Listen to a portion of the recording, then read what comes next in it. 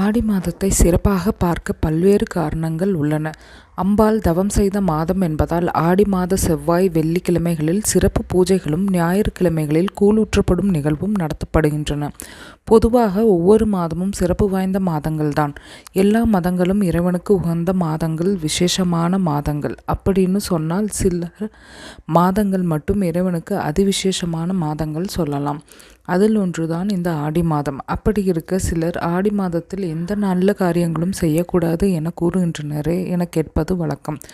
ஆடி மாதம் தேவர்களுக்கு உரிய மாதம், இறைவனை வழிபடுவதற்காகவே ஒதுக்கப்பட்ட மாதம் என்பதாலும் இறைவனை வழிபடுவதில் கவனம் சிதிலம் அடையும் என்பதால் தான் திருமணம் உள்ளிட்ட பல்வேறு சுப நிகழ்ச்சிகள் இந்த மாதத்தில் நடத்தப்படுவதில்லை.